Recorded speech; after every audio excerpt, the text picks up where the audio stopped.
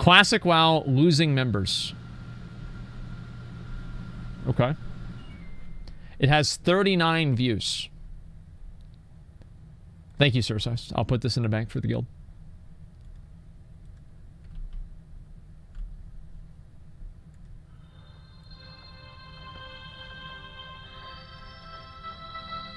Okay. Hey guys, Tanner here. WoW had recently released a breakdown of classic WoW server population for EU and US realms. Okay. Don't worry, I'll be leaving a link in the description below for you to check out. This breakdown shows a combined 4 million characters being created since launch. Yeah. They've measured this with the census add-on that constantly scans /who and reports the information to the database after the player logs off. While this does not mean there are 4 million unique players on Classic, it does give some information to go off of. For instance, since the add-on scans /who, it will not report characters that have been created but not logged into. If we say that every player has 3 tunes that they've logged onto, let's say their main, an alt character, and a banker, the number of players on Classic WoW in EU and US is somewhere around 1.33 million. Classic WoW has been a smashing success and will have lasting effects on retail as well. But I am noticing the first major drop-off is starting to take place just over 3.5 weeks in. Alright. A number of guildies and friends are starting to not log on anymore. Okay. Why is this? And what does it mean for Classic moving forward? Well, let's take a look at top 6 reasons Classic WoW numbers are decreasing, shall we? And also, disclaimer, these are not my personal opinions, this is just information I've gathered after speaking with other players. I'll let you know my opinion at the end of the video. Now, on with the list. Number 1, the hype is gone. We all remember the exact moment Classic WoW was announced at BlizzCon 2017. The hype was real. It was a huge sigh of relief after the ongoing drama surrounding Blizzard and Astarius. Blizzard obviously knew people were hyped and wanted it to snowball in a big way. Why else would they have a Classic WoW demo available for everyone who wanted to participate in BlizzCon 2018? To increase the price of the sale ticket and to get people to buy BlizzCon virtual tickets, that's why. Let's be real. But only a small portion allowed in the beta prior to release. People may have lost some sort of hype in participating in the beta so close to the release time. Blizzard created what is known as an artificial scarcity, which is the value of a product being drastically increased by there being very little available, but not through natural circumstances. Look at it this way. The Swift Spectral Tiger is one of the most iconic mounts ever to be in World of Warcraft. This TCG exclusive is an extremely rare and sought after mount, for there being very little to ever exist. Blizzard could release a multitude more of these Swift Spectral Tiger codes, but if they did, it wouldn't be anything to drill over. The same goes for WoW Classic. If they allowed more people in the beta, when it was released, there wouldn't really be anything to drill over. Number 2, queue times. Servers have been jam-packed since launch, leaving a significant queue time for most realms. Individuals who only have a few hours to play after work are getting discouraged by having to spend at least an hour in queue to log in. Queue times do show that the game is alive and well, but it can have a lasting negative impression on certain players. I think this is probably true, because it's like for me, right? I mean, I'm living the neat lifestyle, so I don't need to worry about this at all. I can sit in queue all fucking day. Who cares? But for somebody who has more time, right? You know, has less time, they spend more time at work or whatever, they're not going to be able to do that. And also I'm logging on in the very, very early hours of the morning, whereas like other people, like we were logging on last night and it took like an hour and a half to get in. And most people might only have an hour and a half to play. So how are they going to be able to get home and play the game if the entire time they're going to play the game is taken up by the queue? It does not feel good when you only have 2 hours to play, and half of it is sitting in a queue. Queue times are certainly coming down, which is evidence that less people are attempting to log in, and we may see these players return in a month or so once these queue times are gone. Number 3, packed zones. This one gets on everyone's nerves. Zones that are packed with players fighting over the same quest mob, only for you to not get it and have to wait for it to respawn. Layering has done a good job reducing this, but it's still a thorn in everyone's side. People will endlessly gank the opposing faction if they're trying to take quest mobs that they need for themselves. So you have to hope it's your faction killing the mobs in your area, or be ready to basically face off. A legitimate— Or you just play on a PvE server, right? If that's an issue for you. It's like having to compete with the opposite faction for quest mobs and everything like that. if you play on a PvP server, you're basically saying, this is what I want to do. And if like you don't like doing that, then don't play on a PvP server, because that's one of the main components of it. Like, what are the big differences between PvE and PvP servers? Number one is that you can engage players in combat that are of the opposite faction out in the world. So it would only make sense that players are competing over the items and the resources because they're limited. That's what makes it interesting. I'm not saying like, obviously just because somebody plays on a PvP server doesn't mean they want to be engaged in world PvP 9 hours a day, right? There's a certain point where it is too much. And if this guy is saying that, then I would say maybe not.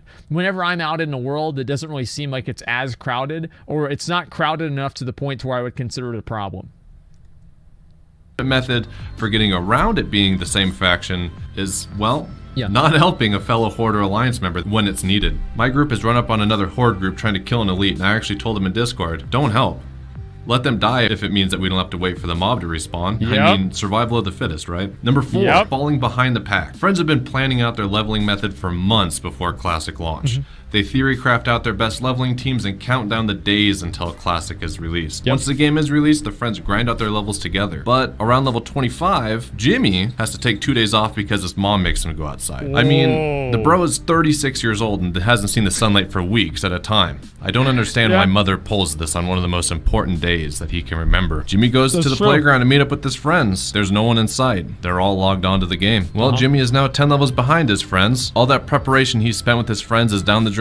He tries to keep playing in an attempt to catch up, but to no avail. Out of frustration, he decides to log back onto retail, where he is captain of his guild's 3rd raid team, since he plays a white knight with 14 extra charisma points. Number 5. Okay, I think that one actually does kind of make sense, right? Because like that's why, like, you have to remember, like, all these problems that this guy is bringing up are problems that retail WoW solved. Like, for example, like the problem of being too far behind, retail WoW solved by having the level, what do you call it? The thing where like the levels are together, if that makes sense. Or what was it called? The level scaling, right? The mob scaling. So you can quest with somebody who's level 50 if you're level 20, and you guys just go do the quest together, right? It's not really a big deal. By making everything too freaking easy, well, it's not about making it easy, right? These are two separate conversations. But yes, what he's saying is an issue, and Blizzard realized that, and that's why they made the level scaling. Now, is that a good idea? No, I don't think so at all. But you know, it is something that Blizzard felt like was a problem. I think that it's better to have people feel like they're falling behind than have people not care about falling behind. That's my opinion. Quality of life, or too much of a grind. Individuals log into WoW Classic for something different. They're tired of retail and think they want a taste of what the Classic experience is like. Yeah. Well, they think they do, but they don't. After a few weeks of trying out the game, they're tired of the grind. They're used to leveling at such faster speed due to quality of life changes that retail has made. Yeah. Without Dungeon Finder, heirlooms, or an early/cheap mount, the game feels dull. These players will either try out many different classes in a short period of time or stop playing around level 30. Number 6, content being cleared. On launch day, players... So yeah, I think that is true. There are a lot of people, and this is the same as even in vanilla WoW, right? I mean, they, you know, their friend says, hey man, you gotta try out this game, dude. This shit's gonna be so fucking fun, man, dude. Just come on, level on, dude. We got a fucking BWL raid, dude. As soon as you get 60, dude, we're gonna fucking do this, man. It's gonna be awesome. And then so the guy, he goes and he plays the game, and he's like, you know what? This shit's taking forever. I don't wanna, you know, I don't wanna do this. And that's been the case forever. And so it makes sense, right? That a lot of people, like what he's saying makes sense, that a lot of people came from retail and they play Classic. They're like, yeah, this is taking forever. I don't really like this as much. I like the way the game is now. And then they just go back to retail. Like, yeah, of course that happens.